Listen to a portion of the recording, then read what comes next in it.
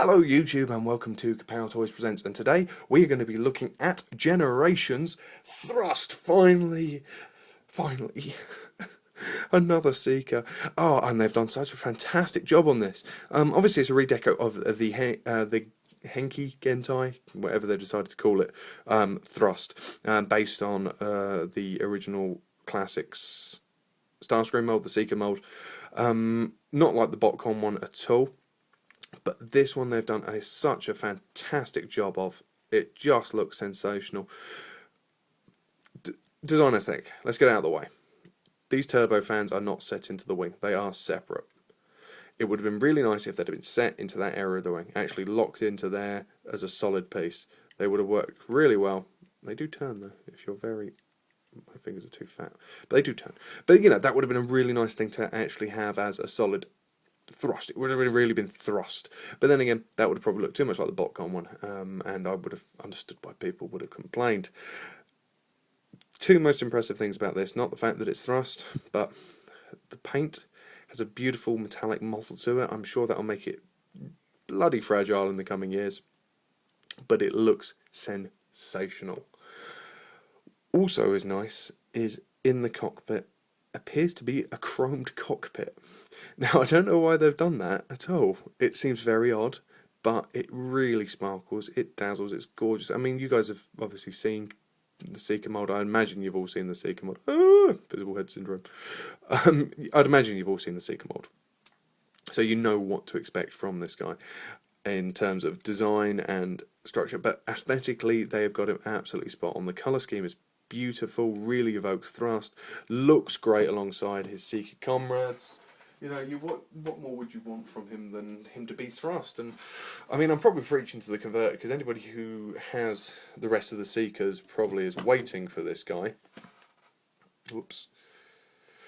And you are going to buy him, whatever I say. What I would say though is, especially in this mode, if you haven't got the rest of the Seekers, and you get this guy, which you should, because he's amazing, you probably want to pick up the rest of them, to be honest.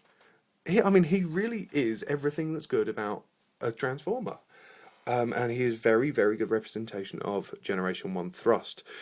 Let's have a look at the robot mode, because, you know, that's kind of where he's going to be posed. And we have Thrust in his robot mode. And I'm going to get my negatives out of the way first off, because there are too many positives to end on a negative, to be honest. Firstly, I really don't like these feet, or these parts of the feet. They look too wide. I know they are, as it were, thrust before, but they could have come in a couple of mil. You know, the reason they've actually done them that wide, I reckon, is because to put the posts on, so the turbo fans, which can be removed, can clip on there. I don't know why you'd want to. I don't think it looks good, and I wouldn't understand it if you'd want to do it, to be honest. Secondly, the QC. We're all heard about mold degradation on the Henki ones, and unfortunately is no different here. There are elements of quality control issues. One of the guns is kind of loose. It's not like falling out loose, but it's kind of loose on his arm, and the wing point is really... I'm not sure how easily you can see that, but the wing joints are really loose, and I'm really going to have to find a way of tightening them up with a bit of super glue or something, because they do feel like they're going to snap. Only other bit is the paint scheme on the face isn't great. It's a bit too thick, the paint they put on there, and you lose the yellow detail in the eye. But onto the good points, he looks sensational. He looks absolutely fantastic. I couldn't have wanted more from Thrust. The turbo fans fit perfectly on the sides. They look good. You can see them around the toy. That was part of my worry, as I wanted to see it, and he actually looks like his Generation 1 counterpart in the set, and like his aesthetic overall look. The chest area and these little bits of gold that get revealed when you transform him on the waist area, on the shoulders, and on the intakes looks fantastic. I mean, there's just these tiny little elements to him that they've gone to the extra paint out detail. It's hard to actually not like this guy anyway, because he's Thrust. I'm a massive Thrust fan as a character. I loved the toy when I was a kid as a G1 toy. I think it was one of the best G1 toys, probably one of my favourites, still is. And this is a great representation of him. I've been waiting 3 years for this guy, you know, since the Botcon one was announced, and it's almost 3 years since that Botcon. and he doesn't disappoint, and he looks great. He looks great with his counterparts as well. I mean, we're just waiting now for, obviously, the big one. We need Dirge has been announced. Great news, people. And when we're just waiting for Thundercracker, aren't we? And the sooner Thundercracker, fall over, boy. The sooner Thundercracker gets with us, the better. I can't say enough good things about this, and as I said to you when I was doing the vehicle mode, the alt mode, I'm probably preaching the converted, because you all know what this guy looks like. You all own a Seeker mold, I imagine, and if you don't, you'll want to, because these guys are near on best representations of Seekers you'll ever get. Yeah, there's not much more I can add, really. As I say, if you own one, you kind of know what you're going to get with it. All I can say to you is that everything that you'd hoped for is there. The colour scheme is fantastic. The paint apps are brilliant. The transformation is, of course, perfect. He looks great. He looks right. He looks bulky and wide, as the old Thrust did, but he looks like a classics version of him.